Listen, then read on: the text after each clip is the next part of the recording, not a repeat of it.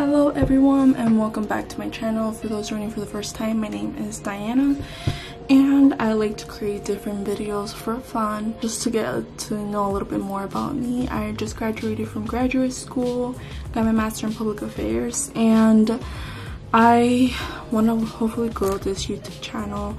Especially during the summer, I want to invest more time making YouTube channel. So if you want to support me as my graduation gift, please make sure to comment or like and subscribe for sure, just to help it grow out. But yeah, I wanted to dedicate this video to kind of helping you guys with whoever's interested in going to graduate school, kind of learn about my journey and my experience and how I went about accepting the program that I did accept at the end. I'm doing my best to keep all videos shorter now. I noticed I was keeping them pretty long, so I'm gonna try to make this video as short as possible because I want to be mindful of your time. But without further ado, let's begin. It can be very stressful to plan for graduate school. Meanwhile, you're still in undergrad and still trying to learn how to go about the process, especially because like no one in my family has gone to graduate school. So I want to focus on those three big major aspects. So first off, how I went about searching for programs that met my needs. So I think for me it was very important to really make sure that the grad schools you're applying for have professors that are interested or doing some of the work that you are passionate about. For instance, social policy, that's something that I was really interested in, so I wanted to make sure that there was professors who were working with the Institute of Research of Poverty, which they weren't in my program here on campus. So that was very important. I didn't want to go to a program that was solely like research based, like heavy in, you know, statistics, which I mean I of course had to take several of those classes as well as econ, but I wanted to also, you know, get the advantage of, you know, social policies and understanding and learning from, you know, economic professors and, you know, from their work. So that was really important for me. I did my research on that. And also I felt like it was really important to get a sense of like the community that you're going to be part of. So for me it was knowing the opportunities that were going to be available for me to grow in that area. So for instance, I went to Indiana to visit because Indiana was like #1 in my field, and I did not really like the campus, especially because it was very secluded. There wasn't much around. It was like a very small town. I thought Madison was a very small town, but they honestly, Indiana has a very small campus, and they're far away from everything, you know. There's no buses or airports really close by, and I just didn't like the, you know, the atmosphere. And lastly, something that I really wanted to get a sense of is like where alumni from those programs ended working. So for me, a lot of people ended up working in the public sector, private sector, nonprofit sector. So understanding like where, you know, what career paths most people take after those degrees, and like what, you know, eventually will help, you know, what jobs their degree gets done. So I really did that, as well as looking for understanding if there was going to be like internships or research positions on campus or anything that, you know, could really benefit me. Was really important for me to consider when I was like searching for programs, and kind of understanding like what were the best, you know, options for me personally. Really doing my research helped me. So the better you can, you know, sooner you do it, it can help you make a decision faster.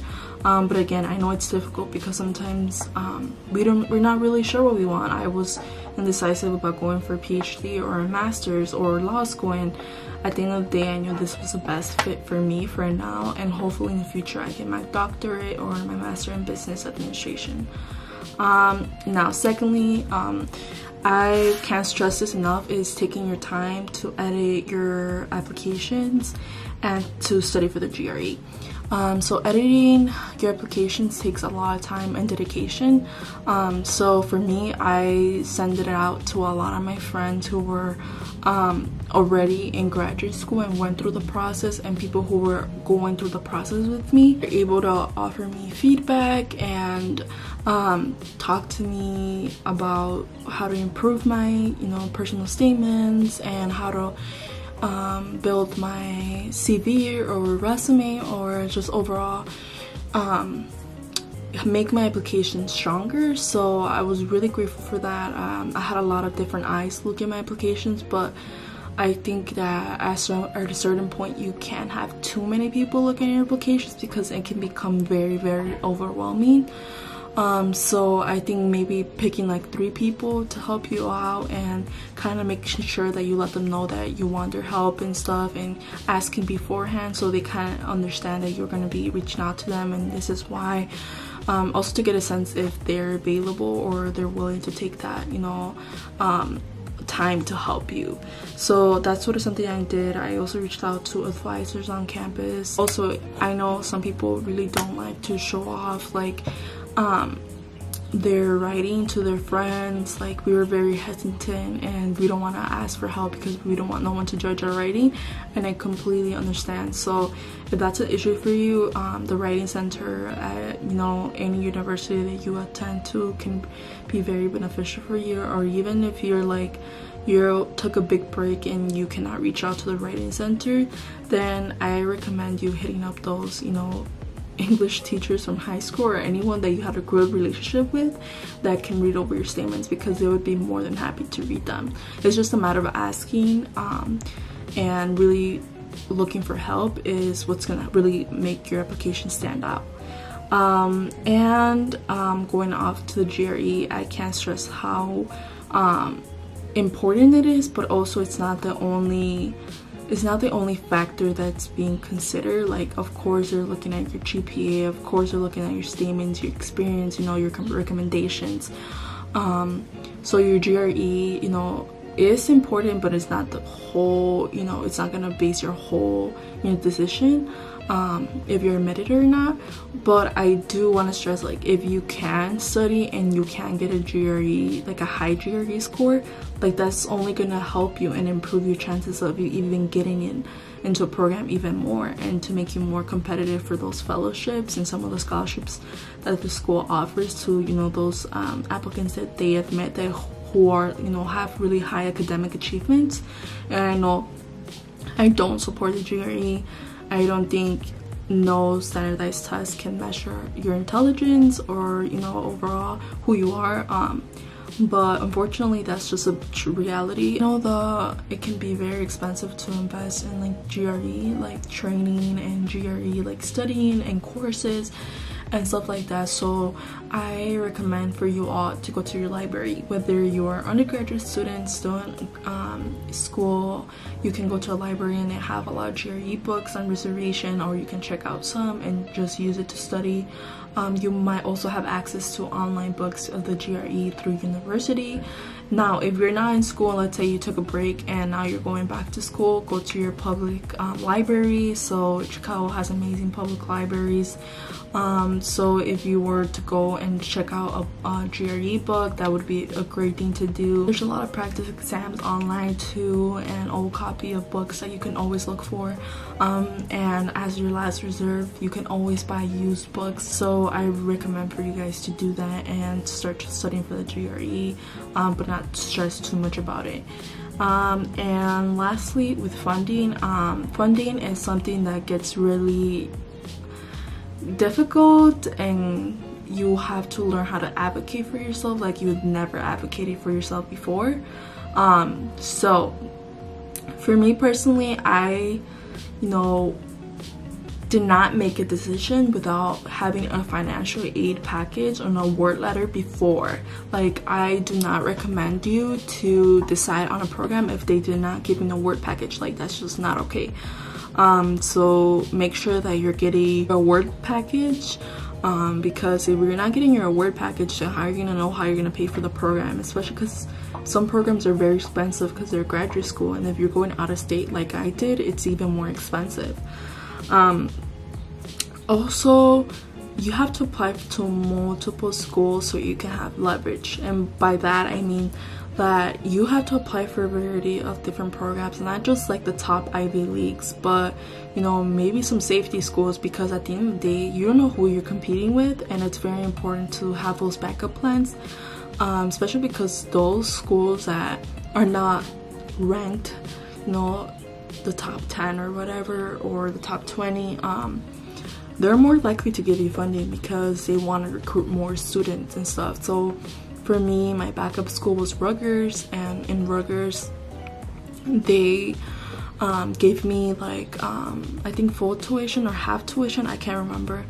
And I remember UW-Madison was not matching that, so then I was like, hey, you know, like I really want to attend UW-Madison, or I forgot what other school I asked for. I think I forgot what school in Chicago, and I don't remember. Oh, Indiana. It was Indiana and UW-Madison. I kind of leveraged my offer from Rutgers to kind of tell them like, hey, I really want to attend your schools, but this school's offering more money. Do you think you can offer me more financial aid assistance or something like that? So having that leverage can really help you to get more funding. So I can attest to that. I got more funding because I told UW-Madison to match it, and they matched it the same day. So asking is really gonna help you. So making sure you apply to a variety of programs to have like that, you know, backup plan, but also to be able to know that you can, you know, ask for more funding, for more funding. And that's something that I cannot stress enough. You have to advocate for yourself and tell them like why they need you and why you need more funding in order to make that possible for you to attend their program. My program also offered you know, a fellowship for students who were, you know, top of their class, or who showed academic excellence, or who were, you know, overall great scholars, and they gave it to a few students from each cohort, and I was very sad when I found out that I was not chosen for it, and I was like, well crap, how am I gonna be able to afford school?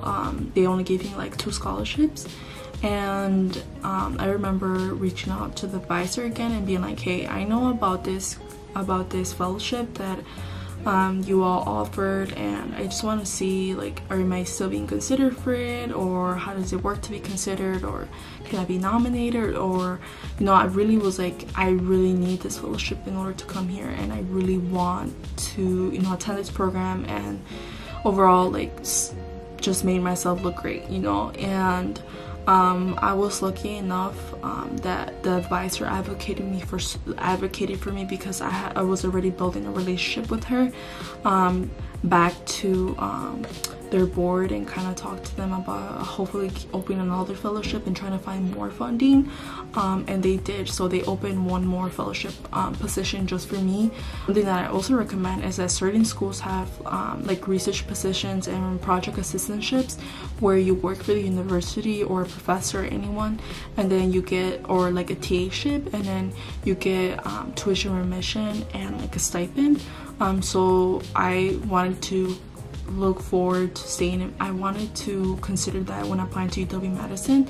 I wanted to only apply for programs that were going to give me funding, and I knew UW-Madison did a really good job at offering project assistantships and research and assistantships. So I knew that had I not got any funding from La Follette, I was gonna apply for a bunch of research and project assistantships, like people that I knew. Lastly, make sure to apply for fellowships and scholarships outside the programs or outside the schools ahead of time, and a lot of them are due before the applications for graduate school are due. So if you can apply for those scholarships, big ones, I know some of my friends have gotten them because they pursued their PhD in political science. So I definitely recommend you all to apply for those great fellowships and scholarships, especially for master programs, because it's a little bit more difficult to get funding than PhD programs. Oh, best advice I can give you, if you're getting a PhD, you better not be paying for anything. I'm telling you right now, if a PhD program is not giving you full like a full ride, you should not attend their program.